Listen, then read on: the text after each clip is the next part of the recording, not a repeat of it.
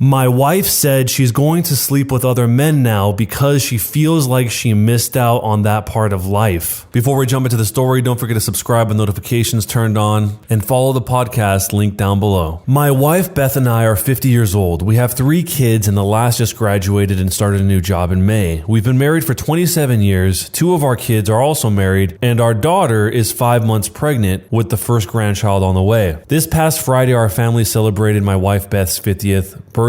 She was a stay-at-home mom until about 13 years ago. She started a career and has done great. We are now almost equal in pay. We are not rich, we still have a mortgage, but life is comfortable. Saturday I was finishing my breakfast. My wife sits across from me and says, "I need to tell you something." She pauses. I'm like, okay, what is it? She takes a deep breath and says, "I'm going to start sleeping with other men." I just stare, waiting for a smile to crack. None. I ask her to repeat it. She still doesn't smile. Now I am thinking, WTF does that mean? She goes on to explain, for the last 10 years, she's had the pact with herself. The kids will be gone, job is good, our life is good. She wants to do this for herself. Again, WTF. We were married in our early 20s. We were our only partners, and she feels that she missed out. Now that she is 50 years old, she wants this new life. She wants the marriage opened up. I asked if I had any say. Nope. She hoped I would look elsewhere also, but she wants to stay married. Now I am going ape. I am yelling, crying,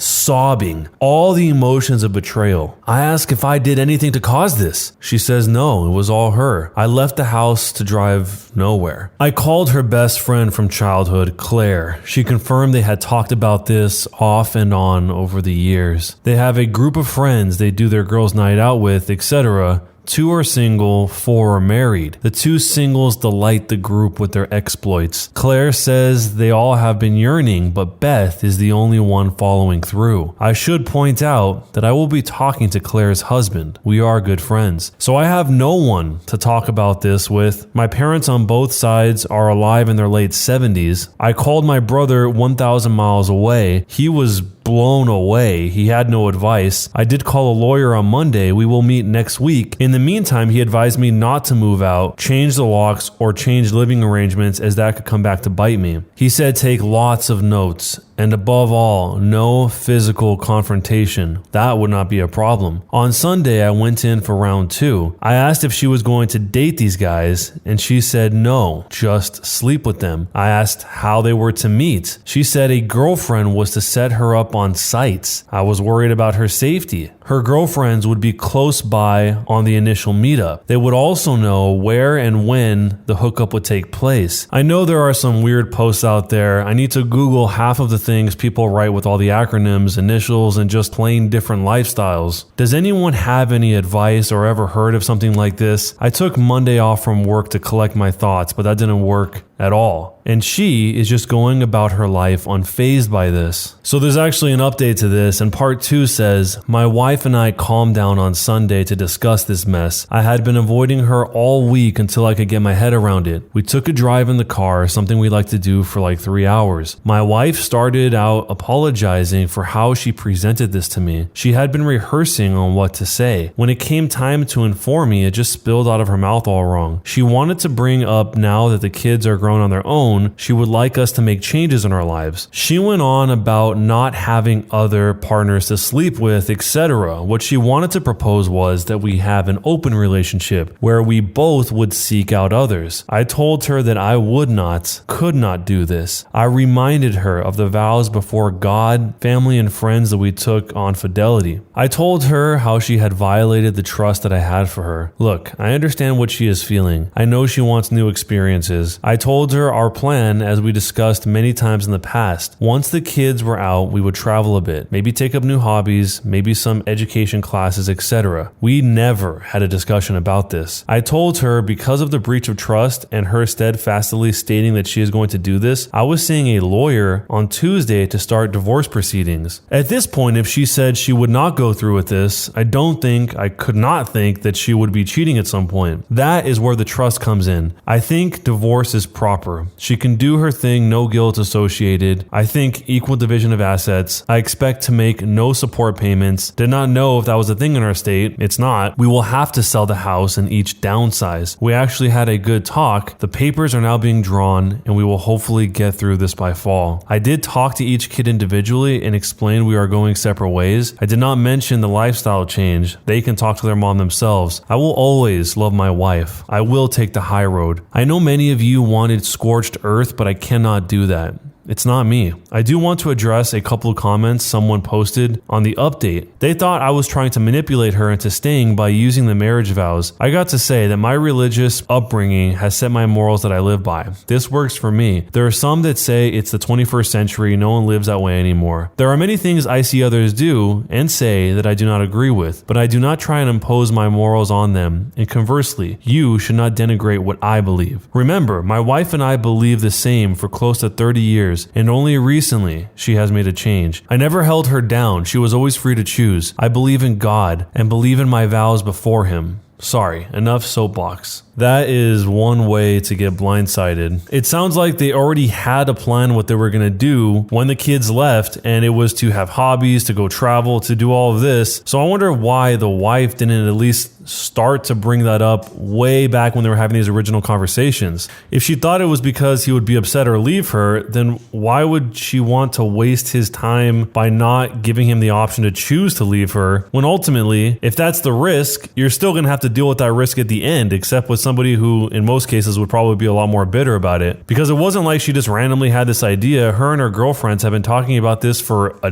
decade? Is that what they said? A pretty long time. The material aspect of it is probably the least of their worries, but it's a shame that they do have to sell the house that they have all these memories in, presumably all good memories, and then downsize into smaller houses in order to do this. But I wonder what's at the end of the road when it comes to this. Does the wife want another long-term partner that's just not him? Or does she straight up not want a long-term relationship anymore at all, and she wants to go out and do what she's gonna do with her girlfriends? I mean, what happens when the final two girls in the group end up getting married and they're not gonna be the ones that go to the rendezvous points to make sure that she's safe, and they have their own lives and they're tired of setting things up for the wife here? Or I guess the ex-wife now. I mean, maybe she'll just end up doing it on her own, but it's admirable that the husband tried to take the high road here. He didn't try and slander her to the kids. He didn't try to destroy her life or financially ruin her. Nothing. He just accepted this harsh reality, and as much as it sounds like he didn't want to, moved on past it. So if you were in this situation, let me know what you would do. My friends have been trying to sleep with my ex-husband. Our divorce isn't even finalized yet. I'm a 29-year-old female. My husband is 29 years old as well. We were together since we were 18, married since we were 21, and have been in the middle of a divorce for 6 months. The divorce has been pretty brutal, and my ex has become different. So when he told me some of my friends were already trying to sleep with him, I didn't believe him. I thought he was lying to try to hurt me, especially since my best friend was one of the friends he claimed was trying to sleep with him, and I just couldn't believe she would do something like that to me. He told me this 2 months ago, and I chose to continue being friends with them, and I stopped having any contact with him. I saw him again in person on Wednesday because we were at a stalemate on divorce negotiations. My lawyer suggested I give him something he wanted to get things moving, so I agreed to have dinner with him. Predictably, it did not end well. Things were already tense between us, so when he brought up my friends apparently trying to sleep with him again, it turned into a huge fight. I asked him what he was gaining by lying to me and if he hadn't hurt me enough already. He insisted he was not lying and that he was telling me because he cared about me. I got upset at this and I was going to leave, but he stopped me and forced me to read the texts they were sending him. I feel so dumb and hurt. I've known most of these friends for as long as, if not longer than my husband. Every time I think divorce might not be the right choice, they've been encouraging me to see it through because my ex is a quote bad person. But if he's such a bad person, why do they want to sleep with him? I don't know what to do. I've been thinking about confronting them, but I don't know if it's worth it. What should I do. This is maybe as bad as the divorce itself because presumably, from what we can tell here, there was no betrayal of any kind. It sounds like they were just going to have a divorce, whereas her lifelong friends have totally and utterly betrayed her behind her back, and they're the ones encouraging her to divorce him in the first place. Maybe not to initiate it, but as she said here, to see it through. Fortunately, the husband recognized this, and rather than trying to be cruel, as she said he was in the beginning, he documented it and then showed her to prove it to her. I mean, that would be even more hurtful if the husband did it out of spite or something, some way to get back at her by hurting her. Because even though they're locked in a stalemate when it comes to the divorce, he wouldn't do something that hurtful. Doesn't mean it's easy though, because she still has to deal with these friends. I think the only thing you can do is, once you know that this is real, this has actually happened, you just gotta leave those people out of your life. I mean, it's not a scenario where these two girls liked a guy, but neither one had been in a relationship with him, and then one stated that she liked him, the other one didn't, and one went after him. It's not like that at all. She was married to him.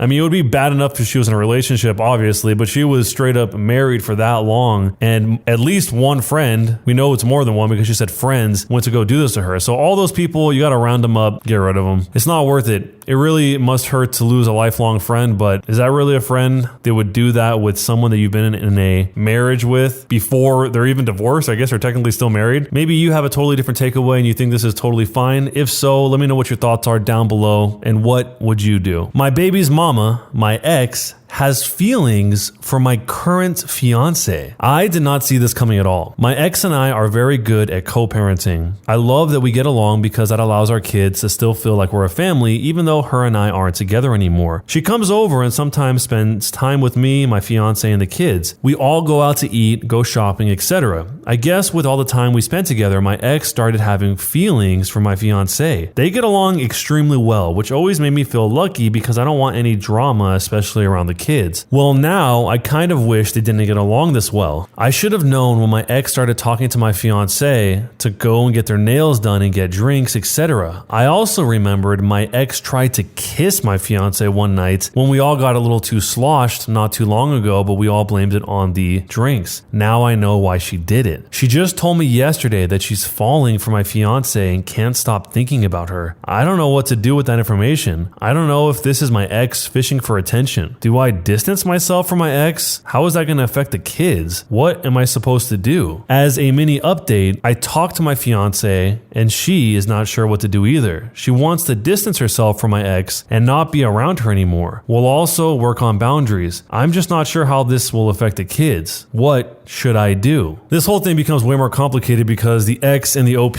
have kids together, so we can't just cut her out of his life altogether. The ex is always going to be there to at least some degree because they have kids together. I mean, maybe the only thing to do here is just to explain to the ex that there is absolutely no chance of anything like this happening, assuming that's what the fiance really feels. And if that's the case, then the OP and the fiance should probably sit down with the ex and say, hey, we understand you feel this way, but this is never going to happen. It doesn't matter how this goes down, it's not going to happen. I think being extremely blunt about the situation is the only way to take this head on, because you can't just remove this woman from your life anymore. But maybe you have a better solution. Let me know down below. My wife and I are split about when to have children. I'm a 25-year-old male and my wife is 23 years old. After a year of marriage, she wanted to start a family, and if this were any other time, I would be more than happy. My issue is that she has a drinking problem, and I don't feel she should be raising children at this time. When she gets sloshed, she would be belligerent, and when I would try to stop her, she slaps me. I don't want the same thing to happen to our kids. That's why I want her to quit drinking before we have kids. She doesn't think that she has a problem, but she clearly does. It's gotten to the point where I had to stop sleeping with her and put myself in a different room because she was trying to do this while I was asleep. How do I convince her to go to rehab before we have children? This is a whole can of worms. As I'm sure most of you guys know, if you're drinking during your pregnancy, that can lead to all sorts of issues with the baby, and it's really, really unfair to the baby to come out with any type of birth defects or addictions before they're even born. But even besides that, he's really focusing on the lifestyle of the kids as they're growing up. If she really becomes belligerent like that, that's going to be a pretty terrible childhood for these kids, and I think he's totally right to be beyond hesitant to want to have that be a future for his future kids. One of the top responses from Trees1 said something pretty insightful. He says, "I'm going to be honest with you, you probably can't get her to go to rehab. You can't help someone who doesn't want to be helped. My best advice would be to have a conversation with her about children and how her behaviors correlate to her not being in the right mindset for kids. If this conversation can't be done with just the two of you, probably a counselor would be helpful." The OP told this person, "I tell her this, but she insists she can be a great mother and is insulted that I would say she could be a bad mother." Based on a lot of the OP's responses, it sounds like the wife doesn't want help at all. She doesn't think that she needs help, and I guess is in some sort of denial, which makes this whole thing a lot harder to deal with, because if she accepted that she does have a problem, then she can start working on it. If she doesn't admit that she has a problem, then it's hard to work on anything, because what is there to work on? And her being so young, I mean, she's only 23 years old, and to already have a habit that's severe enough that it causes your husband to go online and make a post about it, that's not a great starting point to build everything else on top of. So I think, like the comment says, you can't help people that don't want to be helped, but maybe there's some hope of having her realize that there is a problem. But let me know what you would do if you're in this situation. Don't forget to subscribe with notifications turned on. Follow the podcast link down below. And if you want to hear the next story, there's also a link for that in the description as well. See you guys next time.